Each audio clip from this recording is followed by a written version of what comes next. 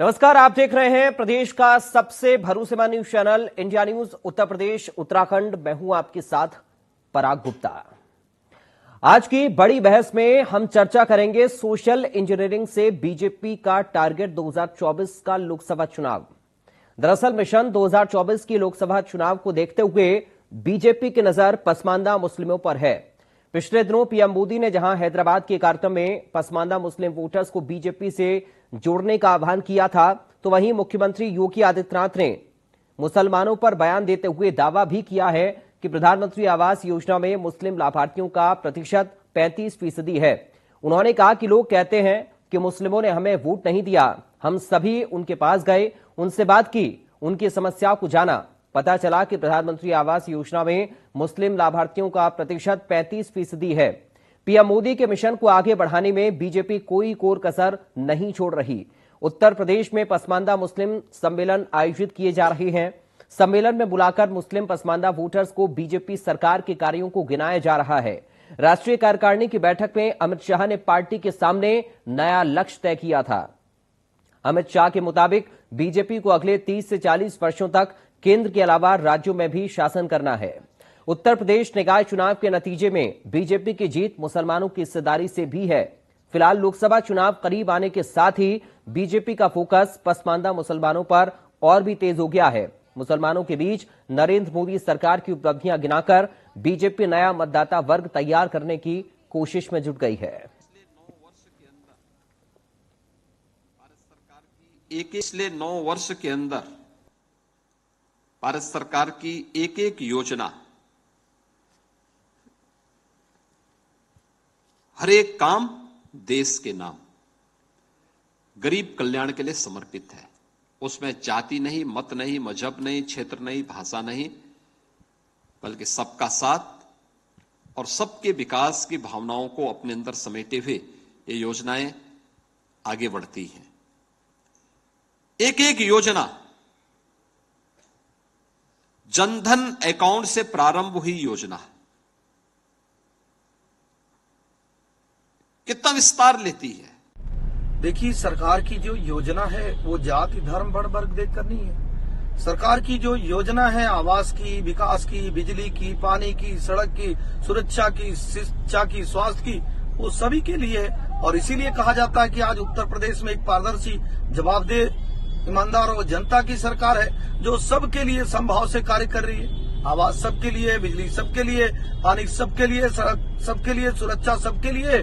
और अगर कोई बीमार होता है तो मुफ्त में जो 5 लाख दवा की व्यवस्था की गई है वो सभी के लिए। इसीलिए कहा जाता है उत्तर प्रदेश में पारदर्शी, ईमानदार और जवाबदेह सरकार। उत्तर प्रदेश के मुख्यमंत्री आज ये दावा कर रहे हैं कि विकास की योजनाएं बगैर किसी भेदभाव के उत्तर प्रदेश की पूरी जनता के पास पहुंच रही है।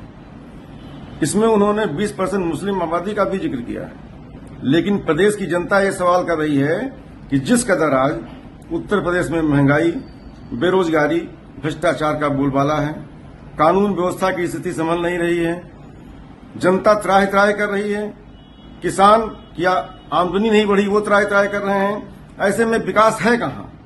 विकास को जनता खोज रही है, विकास मिल नहीं रहा है। और आने वाले समय में 2024 में जनता इसका जवाब देने के लिए पूरी तरह कमर कसकर तैयार है। बड़ा अच्छा बयान है। और दूसरी बात यह है कि हम ये बात मानते हैं और ऐसा होना भी चाहिए है कि सरकारों को भेदभाव नहीं करना चाहिए। माननीय योगी आदित्यनाथ जी जो उत्तर प्रदेश के मुख्यमंत्री हैं, हम इस बात को मानते हैं कि कोई भेदभाव के बगैर, जिसमें कोई धर्म का भेदभाव नहीं है कि कौन हिंदू है, कौन मुसलमान है, कौन सिख है, कौन ईसाई है, कौन दलित है, कौन अपर क्लास का है, बगैर भेदभाव के आप जो भी योजनाएं हैं, जो भी फायदे हैं, वो उन तक पहुंचाइए। जिस तरीके से परिवार का मुखिया होता है तो उसके लिए परिवार का हर सदस्य बराबर की हैसियत रखता है, वैसे ही जो प्रदेश का मुखिया है उसकी नजर में भी देश का, प्रदेश का हर इंसान बराबर होना चाहिए है। देखिए, सरकार की जो योजना है वो जाति धर्म वर्ण वर्ग देखकर नहीं है।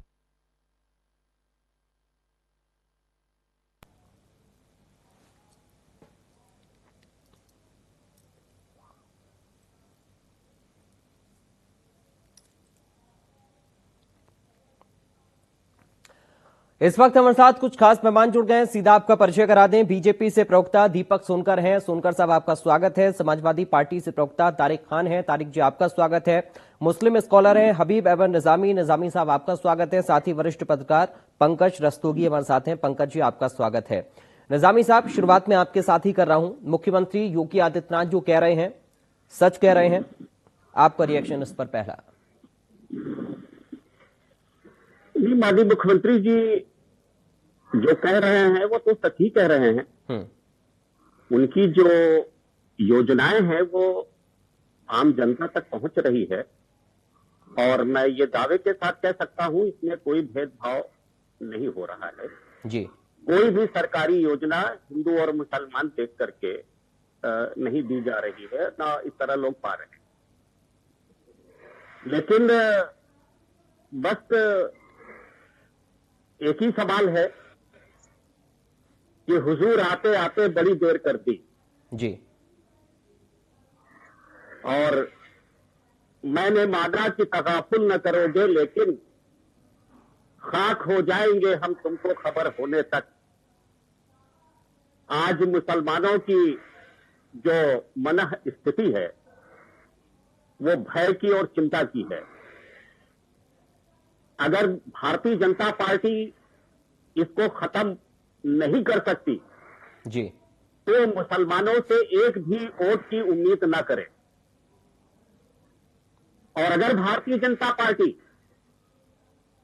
राष्ट्रीय मुद्दों को सर्वोपरि मानते हुए मैदान में आती है और ये कहती है कि हमसे जो गलतियां हुई अब हम दोबारा नहीं करेंगे, हमारे लिए देश की सारी जनता एक बराबर है, हम कोई भेदभाव नहीं करेंगे, तो कोई मायने नहीं है कि मुसलमान भारतीय जनता पार्टी को वोट न करे। मैंने इससे पहले भी डिबेट में कहा था जी कि भारत में जितनी भी पॉलिटिकल पार्टी है गुप्ता जी, सबका नेतृत्व बहुसंख्यक वर्ग कर रहा है और मुसलमान उसके साथ जुड़ा हुआ है कहीं ना कहीं। ये बात आप बिल्कुल सही कह रहे हैं कि मुसलमान इस वक्त उहापोह की स्थिति में है। भारतीय जनता पार्टी को वोट देना चाहता है लेकिन भारतीय जनता पार्टी कुछ ऐसा काम कर जाती है आपत्तिजनक, जिससे जैसे शिकारी शिकार के लिए बैठता है जी तो शिकार कुछ दूर तो आ जाता है, लेकिन जब शिकारी के नियत पे उसको शक हो जाता है तो वापस चला जाता है। तो मुसलमान के दिल में अभी इस तरह का भय है कि यार भारतीय जनता पार्टी को हम अगर वोट दे दें तो 2024 में कहीं ये हिंदू राष्ट्र बना करके और हमको परेशान न करें। ठीक है। हालांकि मैं ये मानता हूं कि ये हिंदू राष्ट्र से कम नहीं है। जो व्यवस्था भारतीय जनता पार्टी 2014 से चला रही है ये लोकतंत्र का है ही नहीं, ये राजतंत्र का है और तानाशाही है। और हिंदू राष्ट्र में कैसे होगा मुसलमानों के साथ व्यवहार वो पूरी तरह से परिलक्षित हो रहा है। जैसे आप कोई ना कोई सब्जेक्ट देख रहे हैं, कभी मुगलों के नाम पर टारगेट किया जा रहा है मुसलमानों को, कभी धर्मांतरण के नाम पर मुसलमानों को टारगेट किया जा रहा है, कहीं लव जिहाद के नाम पर टारगेट किया जा रहा है। बर्फ गिरती है तो बेचारे मुसलमानों पर। और ये भारतीय जनता पार्टी के गुप्ता जी जो भक्त हैं जी, आप मेरी बात को बड़े गौर से सुनिए। मेरे पैनल के जितने भी साथी हैं वो मेरी बात को बिल्कुल गौर से सुने कि जो हमारे हनुमान जी थे वो श्री रामचंद्र जी के मर्यादा पुरुषोत्तम श्री रामचंद्र जी के वो भक्त थे। और जब उन पर सवाल उठाया गया तो उन्होंने सीना फाड़ करके दिखाया तो उसमें राम, सीता और लक्ष्मण दिखाई पड़े। लेकिन ये भारतीय जनता पार्टी के जो भक्त हैं, अगर इनका सीना चीरा जाएगा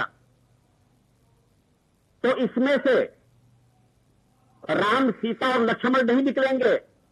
इनके सीने से पाकिस्तान, मुसलमान, लव जिहाद, धर्मांतरण ये वगैरह वगैरह निकलेगा। पहले अपने ये सीने के अंदर जो गंदगी है उसे साफ करें। ठीक है। कोई मायने नहीं है जो मुसलमान भारतीय जनता पार्टी को वोट न दे। सपा और बसपा से मुसलमानों का मोह भंग हो गया है। मुसलमान इस वक्त विकल्प की तलाश में है और अगर भारतीय जनता पार्टी विकल्प के रूप में आती है तो किसी को कोई तकलीफ नहीं है। ठीक। हमारे समझ से इस वक्त अगर कांग्रेस पार्टी ने राष्ट्रीय लोकदल से समझौता या गठबंधन कर लिया तो मुसलमान उसी के साथ जाएगा।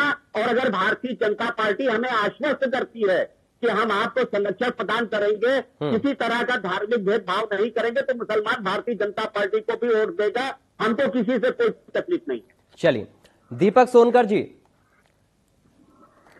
सर भय की स्थिति क्या अभी भी बनी हुई है, और अगर है, निजामी साहब जो कह रहे हैं, तो दूर करने के लिए आप लोग क्या कर रहे हैं?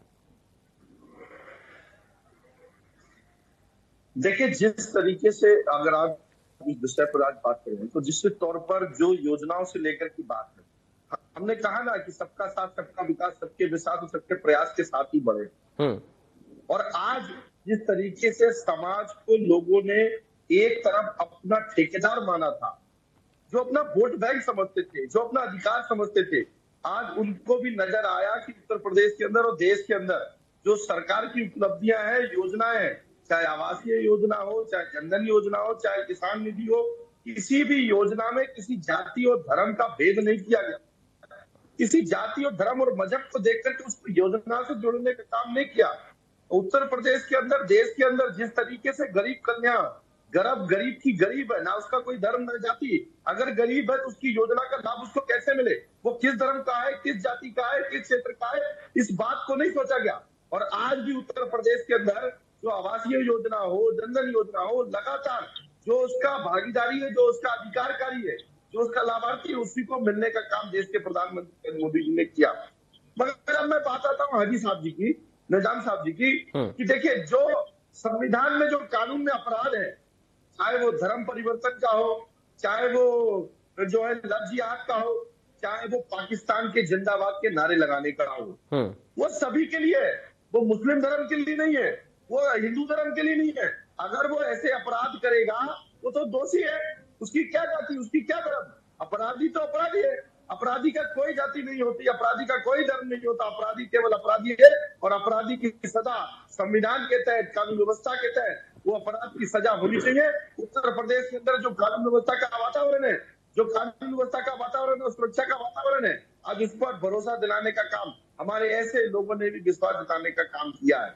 मैं तो कह रहा हूँ किसी जाति का हो, अगर इनमें ये कानून व्यवस्था सबके लिए है, कोई हिंदू धर्म के लिए नहीं, मुस्लिम धर्म के लिए, ये कानून व्यवस्था संविधान का फॉलो करने का काम सभी धर्मों के लिए, तो निश्चित तौर पर हम तो ये बात कहेंगे कि जिस तरीके से आज देश के अंदर जो विश्वास और भरोसा जागा है, पहले कहा जाता था कि साहब भारतीय जनता पार्टी कभी किसी को टिकट नहीं देती मुस्लिम समाज में, लोगों ने एक रूमर फैला रखा था, एक माहौल खराब करने का काम किया रखा था। अब देखिए नगर निकाय चुनाव में भारतीय जनता पार्टी पर आवेदन आए, आवेदन के साथ हमने उनको उम्मीदवार बनाया और उम्मीदवार के साथ आज वो बड़ी जीत के साथ भारतीय जनता पार्टी के कार्यकर्ता के रूप में काम करते हैं। और इतना ही नहीं, आज हमारा अल्पसंख्यक मोर्चा किस तरीके से बड़े बड़े सम्मेलनों के साथ और किस तरीके से समाज में एकजुटता के साथ, और बड़ मुद्दा तो यही है कि जिस तरीके से सबसे बड़ी बात ये होगी, देखिए उत्तर प्रदेश की जनता और देश की जनता परफॉर्मेंस देखती है। उत्तर प्रदेश के अंदर भाजपा की भी सरकार रही, सपा की भी सरकार रही, कांग्रेस की भी सरकार रही, मगर योजनाओं को जोड़ने का काम किसने किया? ठीक है, जो गरीब बेचारा परेशान था, ठीक है, जो सोचे था उसको ऊपर लाने का काम किसने किया? अंतिम पायदान से उसको सशक्त बनाने का काम किसने किया? आज इस परफॉर्मेंस को देख करके जनता अपना निर्णय ले रही है। वो किसी समाज की हो, किसी धर्म की हो, किसी जाति की हो, उसे जाति, धर्म, मजहब इनसे मतलब नहीं है। उन्हें अपनी सरकार जिस तरीके से काम करने वाली योजना है, जो उसकी उपलब्धियां हैं, उससे मतलब। ठीक है तारिक जी, क्यों समाजवादी पार्टी और बहुजन समाज पार्टी से मोहभंग हो गया मुसलमानों का, निजामी साहब कह रहे हैं, इसकी आखिर असल वजह क्या? देखिए काफी बातें हुई, यहाँ मैं एक एक करके सबका जवाब दूं। जो बातें हो रही है कि योजनाएं हैं उसमें भेदभाव नहीं किया, क्या कर सकते, क्या चाहें तो क्या योजना संविधान इस चीज की इजाजत देता है कि आप भेदभाव कर सके? अगर कर सकते तो प्लीज दीपक सोनकर साहब अभी जवाब दीजिएगा, सुन लीजिएगा। अगर कर सकते हैं तो तो दीपक जी आऊंगा सर, प्लीज अभी भाई इनको चुप मैं आऊंगा आपके पास सर, आऊंगा। चुप करा लीजिए, जब नंबर आएगा तब अभी बाद में। ठीक है, पहले मैं बोल लूं, बाद में जवाब दीजिए। जब आप गलत बात बोले कर रहे थे नंबर क्या आ जाएगा? अरे भाई पहले डिबेट करने का तरीका समझ लीजिए, मैं अपनी बात कंप्लीट कर लूं। चलिए ठीक है, चलिए एक एक करके प्लीज। दीपक सोनकर जी मैं आऊंगा, थोड़ा सा देखिए, एक बार सुन लेते हैं दीपक जी, तारिक जी को सुन लीजिए, फिर आप बाद में बोलिएगा, मैं आपको मौका दूंगा। बात कर रहे हैं, गुमराह करने का काम कर रहे हैं। ठीक है सर, आप अपनी बारी पर बोल लीजिएगा ना दीपक जी, प्लीज तारिक जी बोलिए, आगे बढ़िए। बुलवा लीजिए पराग भाई, इनसे अब टाइमिंग कहाँ बचा है? आप 1 मिनट या 1.5 मिनट का टाइम देते हैं, बीच में ये बकवास करेंगे तो इनसे बुलवा लीजिए, सत्ता है इनके पास। तारिक जी आप बोलिए ना सर, आप समय क्यों खराब कर रहे हैं? दीपक जी प्लीज, मुझे मजबूरन आपको ऑडियो डाउन करना पड़ेगा अगर इस तरीके से आप करेंगे तो। दीपक सोनकर जी ये तरीका गलत है, please sir, please Deepak ji please इनको चुप कराइए। प्लीज, मैं सभी से कहूंगा भाषा की मर्यादा का सभी ख्याल रखें और अपनी अपनी बारी का इंतजार करें। तारिक जी आप आगे बढ़िए। भारतीय जनता पार्टी के प्रवक्ताओं को ट्रेनिंग की बड़ी खास जरूरत है। मैं प्रवक्ता के साथ साथ ट्रेनर भी हूँ।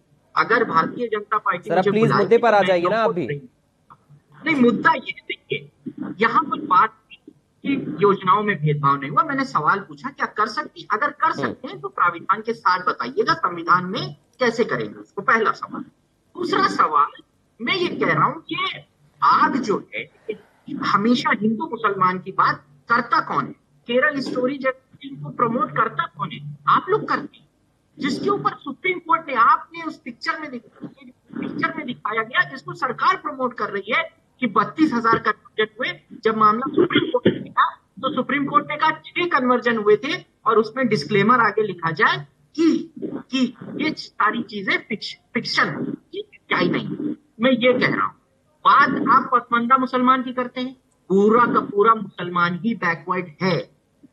तमाम कमेटियां, सच्चर कमेटी, रंगनाथ कमेटी, सबने रिपोर्ट की कि पूरा मुसलमान बैकवर्ड है। कब बीजेपी ने बात की? मदरसे की रिपोर्ट मंगाई थी कि अब 4,000 मदरसा बंद कर देंगे। क्यों कर देंगे मदरसा बंद? क्या डोनेशन लेने का अधिकार मदरसों को नहीं है? आपने कहा था सर्वे इसलिए करा रहे उनके बेटरमेंट के लिए। कौन सा बेटरमेंट आपने किया? कौन सा बेटरमेंट? 3200 जब हमने सरकार छोड़ी थी, अल्पसंख्यक विभाग का उत्तर प्रदेश का बजट 3200 था, इस बार 1300 है। बड़ा बेहतरीन तरीका निकाला है कि डेवलपमेंट मुसलमानों का बजट कम करके देंगे। हाँ, नितिन गडकरी का बजट कम कर दिया जाए मंत्रालय का, तो रोड हाईवे ज्यादा बनने।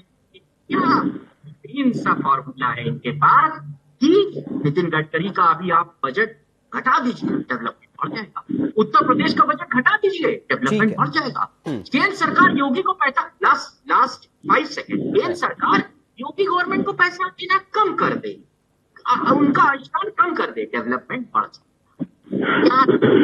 शानदार तरीका है, काबिले तारीफ तरीका है। जितनी तारीफ की जाए इनकी इस तरीके की कम है। इसी तरीके से डेवलपमेंट करे, इसी तरीके से उत्तर प्रदेश को आगे ले जाए। ठीक है दीपक जी, आपके पास आऊंगा, थोड़ा सा रुक जाइए। एक पहली रिएक्शन पंकज जी से मैं ले लूं। पंकज रस्तोगी जी, बीजेपी जिस दांव की बात कर रही है मुसलमानों को लेकर, उसको आप कैसे देख रहे हैं?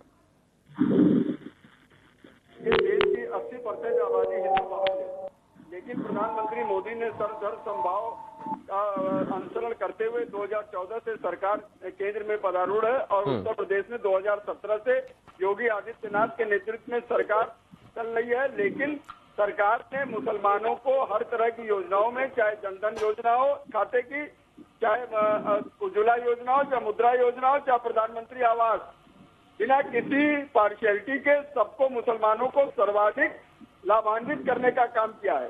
और मुसलमान के बच्चों को अगर वो इंग्लिश मीडियम स्कूलों में पढ़ना चाहते हैं, उसके लिए भी योगी आदित्यनाथ का पोर्टल है, उसमें बाकायदा इंग्लिश मीडियम स्कूलों में एडमिशन हो रहा है। तो इस तरह की बात करना कि मुस्लिम समुदाय हगा महसूस कर रहा है, यह बिल्कुल गलत और बिल्कुल निराधार है। मुस्लिम समुदाय इतना सब कुछ करने के बावजूद भी बीजेपी को अछूत समझता है। और समाजवादी पार्टी की बात करें तो समाजवादी पार्टी ने उत्तर प्रदेश में मुसलमानों को ठगने का काम किया है। पसमानदा समाज की जो आज स्थिति है वो किसी से छुपी नहीं है। सर्वाधिक बैकवर्ड समाज है मुसलमानों का, लेकिन अखिलेश यादव की, मुलायम सिंह यादव की कई बार सरकारें रही, और बहन मायावती जी की भी सरकार उत्तर प्रदेश में पराज हो रही कई बार, लेकिन उन्होंने पसमानदा समाज की कोई सुध नहीं ली। आज अगर उत्तर प्रदेश के मुख्यमंत्री और देश के प्रधानमंत्री इस ओर ध्यान दे रहे हैं तो उसमें खलबली मच रही है। तो इस तरह की बात करना बिल्कुल निराधार है। और सवाल इस बात का है कि मुस्लिम समुदाय का हमेशा हित करने का काम अगर किया तो उत्तर प्रदेश सरकार ने किया, इससे इनकार नहीं किया जा सकता है। इसमें कोई संशय नहीं है। सीधी सी बात ये तय समझ लीजिए। वो बात अलग है कि जो लोग अराजकता फैलाते हैं, अराजक तत्व होते हैं जो गुंडे बदमाशी करते हैं, उनसे अगर उन्होंने सरकारी संपत्ति की क्षति की है तो उनको बाकायदा उनसे वसूली का काम किया गया, उनके फोटो लगाए गए। इस बात का अगर बुरा लगता हो तो नहीं कह सकते, वो अलग बात है। और रहा सवाल मदरसों का, उत्तर प्रदेश में जितने मदरसे थे उनकी जानकारी, उनकी तहकीकात की गई। उन मदरसों में अगर जिन्होंने अनुदान के लिए अप्लाई नहीं किया गया वो अप्लाई करें, उनको सरकार अनुदान देने के लिए प्रयासरत है। और जो मदरसे अवैध पाए गए, जिनका कहीं से कोई पंजीकरण नहीं है, कुछ नहीं है, उनके ऊपर तलवार लटक रही है। तो इस तरह की बात करना कि मुसलमान भयग्रस्त है, मुसलमानों के साथ अन्याय हो रहा है, ये बिल्कुल निराधार है। पूरे देश की बात करें तो आज किसी प्रदेश में कोई दंगे नहीं हुए। उत्तर प्रदेश की बात करें, समाजवादी पार्टी के नेतृत्व में सरकार चली 12 से 17 में 700 से अधिक दंगे हुए। योगी आदित्यनाथ 17 से लेकर आज 6 साल पूरा कर चुके हैं, एक भी दंगा नहीं हुआ। मुसलमान सर्वाधिक सुरक्षित है, मुसलमानों की बहन बेटियां सुरक्षित है, शिक्षा ग्रहण कर रही। तो इस तरह की बात करना ये बिल्कुल निराधार है। मुसलमानों को भी सोचना चाहिए कि भारतीय जनता पार्टी के नेतृत्व में ही उनका हित संरक्षित है। उनको भारतीय जनता पार्टी की तरफ देखना चाहिए, ये निश्चित रूप से समझ लीजिए। और इस तरह की बातें नहीं करनी चाहिए। ये सीधी सी बात है। मुसलमानों का जिस तरह से अभी मुस्लिम स्कॉलर बोल रहे थे, तो मुसलमानों का हित उत्तर प्रदेश में सर्वाधिक संरक्षित है। और इस बात से इनकार नहीं किया जा सकता है कि मुसलमानों के साथ किसी प्रकार की कोई पार्शियलिटी हो रही है, कुछ हो रही है। उसके बावजूद मुसलमान जो है हमेशा बीजेपी को अछूत समझते हैं, बीजेपी को वोट नहीं देते हैं। तो ये मुसलमानों का अपना, उसके बावजूद भी बीजेपी की किसी केंद्र सरकार या प्रदेश सरकार की किसी योजनाओं में उनके साथ कोई अन्याय नहीं होता है। उनको बाकायदा बढ़ चढ़ के उनको इसका पार्शियलिटी मिलता है, चाहे वो फ्री राशन की व्यवस्था हो। 80 करोड़ लोगों को राशन मिल रहा है, उसमें हमारे मुसलमान भाई भी हैं, तो उनको भी बाकायदा राशन की व्यवस्था दी जा रही है। ठीक है सर। इस तरह की बात करना ये बिल्कुल ही गलत है। ये बस खाली तुष्टीकरण की राजनीति करने के लिए इस तरह का बयान जारी किया जा रहा है। ये तुष्टीकरण की राजनीति है। और 2024 का भी इलेक्शन देखिएगा कि मोदी के नेतृत्व में ही भारत में लोकसभा में सरकार बनेगी, इससे इनकार नहीं किया जा सकता है। ये निश्चित समझ लीजिए। अखिलेश यादव की पार्टी आज जिस तरह से मुसलमानों का उन्होंने दोहन और शोषण किया, मुसलमानों को ठगने का काम अगर उत्तर प्रदेश में किया तो समाजवादी पार्टी ने किया। ये इससे इनकार नहीं किया जा सकता है। मुसलमान अपने को ठगा महसूस कर रहा है कि वो किधर जाए। मुसलमान भाइयों को चाहिए कि जिस तरह से भारतीय जनता पार्टी उनकी स्तुति ले रही है और जिस तरह से उनके हर तरह की उनके चाहे शिक्षा दीक्षा किसी भी तरह की चीजें हो, उनकी हर चीज का ध्यान कर रही है, तो उनको भी इस ओर सोचना चाहिए और भारतीय जनता पार्टी के पक्ष में मतदान करना चाहिए आगे 2024 के चुनाव में। उनको इस बात चलिए दीपक जी के पास हम चलते हैं जी। कोई पार्टी है तो वो मुस्लिम वर्ग की पार्टी है। दीपक जी बीजेपी भारतीय जनता पार्टी है, ठीक है, वो मुस्लिमों का विशेष ध्यान करने ठीक है पंकज जी, ठीक है, ठीक है, करती है उनको ठीक है सर, ठीक है। कई लोगों को चलिए सर, दीपक जी के पास में चल रहा हूं। दीपक जी बहुत जल्दी से बहुत छोटा रिएक्शन रखेगा फाइनल, उसके बाद तारिक जी आपके पास आ रहा हूं और निजामी साहब आपके पास आ रहा हूं। दीपक जी बहुत संक्षेप में। मैं इतना ही कह रहा हूं, अभी हमारे तारिक भाई कह रहे थे कि भेदभाव नहीं हो सकता योजनाओं में। हमने भी देखा है उत्तर प्रदेश की सरकार जो समाजवादी पार्टी की रही थी तो कैसे राम भक्तों पर जो है लाठी डंडे गोली चलवाई गई और मस्जिदों को बनवाया गया। हमने भी देखा कि किस तरीके से मदरसों को लिए और उनके शमशान घाट के लिए कैसे पैसे दिए गए और उन्होंने अभी अपने आप ही कबूला कि किस तरीके से 32,000 करोड़ रुपए भी अल्पसंख्यक विभाग के लिए अलग अलग दिए गए। दूसरी बात हमने भी देखा किस तरीके से एक ही जाति के लोग हर खाने के।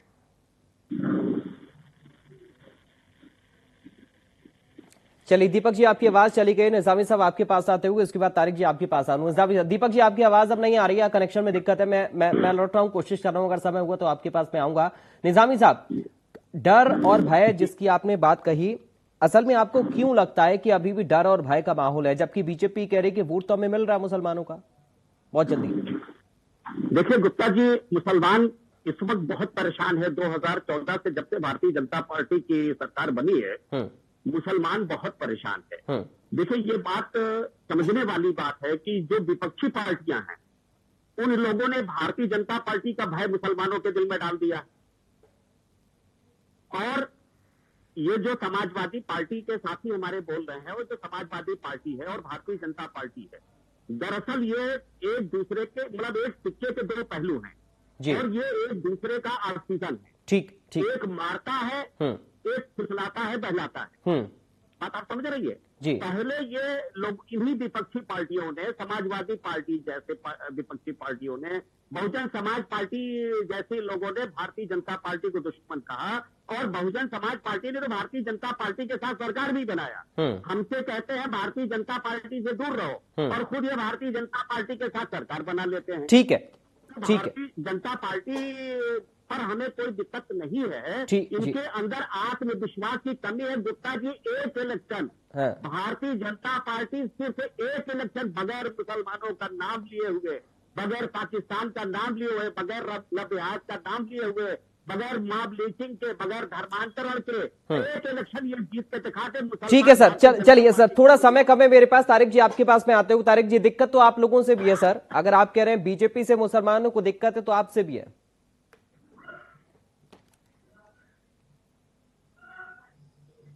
तारिक जी, आपको आवाज मिल रही है?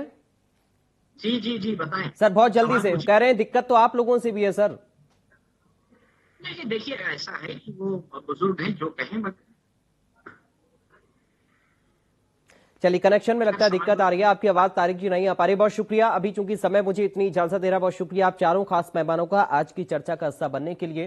फिलहाल आपने देखा किस तरह रिएक्शंस बीजेपी की तरफ से बयानबाजी के बाद विपक्षी पार्टियों के भी हैं, चाहे वो पसमानदा मुसलमानों को लेकर बात करें या फिर सरकार की तरफ से योजनाओं को लेकर बात करें। 2024 में जीत का दावा इन 80 सीटों पर सभी का है, लेकिन किसकी क्या रणनीति ग्राउंड पर देखने को मिलेगी, थोड़ा सा इसके लिए इंतजार करिए, चूंकि प्रचार भी अब शुरू हो चुका है। नमस्कार।